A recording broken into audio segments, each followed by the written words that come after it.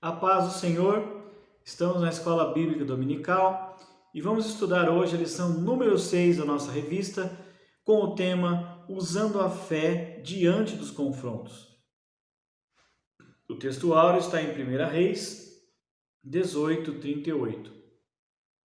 Então caiu o fogo do Senhor e consumiu o holocausto e a lenha e as pedras e o pó e ainda lambeu a água que estava no rego. Texto de referência, 1 Reis 18:22. Então disse Elias ao povo: Só eu fiquei por profeta do Senhor, e os profetas de Baal são 450 homens. Deixe-nos, pois, 2 bezerros, e eles escolham para si um dos bezerros, e o dividam em pedaços, e o ponham sobre a lenha, porém não lhe metam fogo. E eu prepararei o outro bezerro, e o porei sobre a lenha, e não lhe meterei fogo. Então invocai o nome do vosso Deus, e eu invocarei o nome do Senhor. E há de ser que o Deus que responder por fogo, esse será Deus. E todo o povo respondeu e disse: É boa esta palavra. O que vendo todo o povo, caíram sobre os seus rostos e disseram: Só o Senhor é Deus, só o Senhor é Deus. Glória a Jesus. Após a morte do rei Salomão, Israel se dividiu em 2 reinos, o reino do norte e o reino do sul. O reino do norte era governado por Acabe e pela rainha Jezabel, que introduziram o povo de Israel num contexto turbulento de idolatria e paganismo. E Elias foi chamado por Deus para tirar o povo da idolatria que os dominava, para ser o seu porta-voz e lembrar aos israelitas que eles eram um povo separado que pertenciam ao Senhor. Deus tem os seus elementos surpresas e Elias é um destes. Elias é um profeta que surge do nada, sem referência, sem genealogia, mas com uma palavra fulminante que tornou inerte o Deus da chuva e da fertilidade, numa época em que ser profeta era passar pelo fio da espada. A idolatria crescia, a seca castigava Samaria e Jezabel mandava matar os profetas do Senhor. Então Elias, após profetizar que nem orvalho nem chuva viria sobre Israel, segundo a sua palavra, para fugir dos ataques do rei Acabe, Elias é forçado a sair de Israel. E ele se estabelece junto ao ribeiro de Querite, por ordem do Senhor, e ele é milagrosamente alimentado pelos corvos. O Senhor socorreu o seu profeta na hora da crise. Depois disso, Deus o manda para Sarepta, a encontrar com uma viúva. Por que será que o Senhor escolheu uma pobre viúva estrangeira para auxiliar o profeta Elias? A razão da escolha é simples. Israel estava mergulhado num nível assustador de idolatria. A presença de Elias não era bem-vinda na nação. Então, se as palavras dos profetas eram rejeitadas, os israelitas não atenderiam à ordenança de Deus para socorrer o profeta Elias. Veremos mais tarde que Deus demonstrou que estava cuidando tanto de Elias quanto da pobre viúva. Um foi bênção para o outro. Sabemos que Deus envia o socorro no tempo certo, nem antes e nem depois. Elias chegou à casa de uma mulher que estava se preparando para a morte. Ela vivia com o filho e tinha apenas o suficiente para mais uma refeição. Depois disso, iriam morrer. Mesmo sendo viúva e passando por tal necessidade, ela não hesitou em socorrer o profeta de Deus. E por ter sido bondosa com Elias, Deus a fez prosperar em tempos de crise. Ao socorrer o profeta de Deus, a provisão chegou à sua casa. A bênção veio a ela, porque ela foi uma mulher abençoadora. Eu quero te dar uma ótima notícia. Se antes da crise você era fiel em seus dízimos, ofertas, tenha certeza de que a bênção de Deus irá chegar até você. E na caminhada cristã existe um princípio. Se você quer ser abençoado, Então, primeiramente, abençoe alguém. Aleluia! Bom, Elias volta e se apresenta e lança um desafio.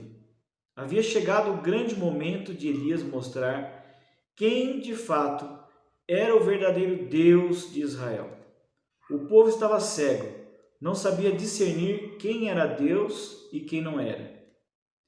E Elias, desprovido da crença da idolatria, perturbou muitos por dizer que somente Deus é o Senhor.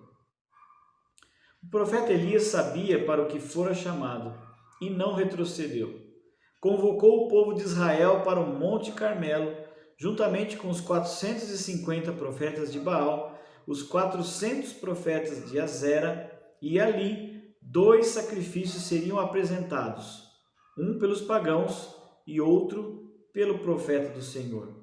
Ninguém poderia queimar o sacrifício, pois o fogo deveria surgir de forma sobrenatural. O verdadeiro Deus seria aquele que queimasse o sacrifício. Os profetas de Baal deram início, clamaram o dia todo, contudo, nada conseguiram. Quando Elias iniciou seu momento de sacrifício, ele mandou ensopar o holocausto. E ainda no início do seu clamor, o fogo desceu do céu, consumindo assim o holocausto. O Senhor Deus de Israel mostrou todo o seu poder e superioridade aos seguidores de Baal. Deus foi fiel para com seu servo e lhe honrou perante todos. Glória a Jesus. Após a oração do profeta Elias, caiu fogo do céu e o Senhor consumiu completamente o holocausto, a lenha, a pedra, o pó e ainda lambeu toda a água que estava no rego. Todo o povo caiu sobre os seus rostos e disseram em uma única voz: só o Senhor é Deus, só o Senhor é Deus. Elias chama toda a nação para reparar o altar.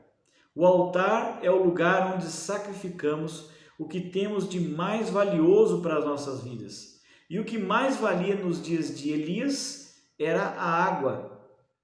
Durante 3 anos houve seca, morte e escassez de alimentos.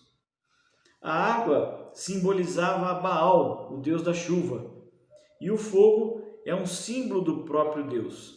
É comum a água apagar o fogo e nunca o fogo secar a água. Mas o fogo lamber a água significa que Deus literalmente engoliu Baal. A verdade venceu a mentira, pois só o Senhor é Deus. Aleluia.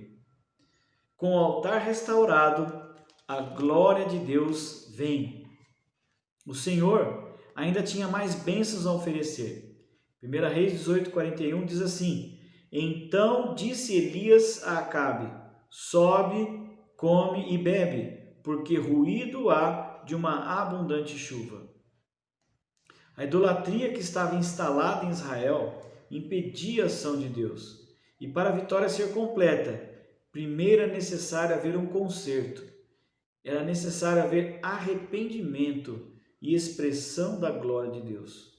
Cumpridos esses requisitos, agora era a hora do Senhor derramar uma abundante chuva sobre aquela terra, mostrando assim que só existe um Deus. A vitória de Elias comprovou o fato de que o Senhor é Deus, todo-poderoso e merecedor de toda a adoração.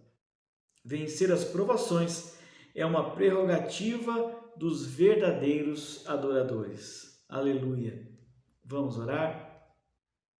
Senhor, meu Deus e meu Pai, nós te glorificamos pelo teu poder, pela tua graça, pela tua bondade, pela tua provisão, porque tu és um Deus de amor, um Deus que cuida dos seus.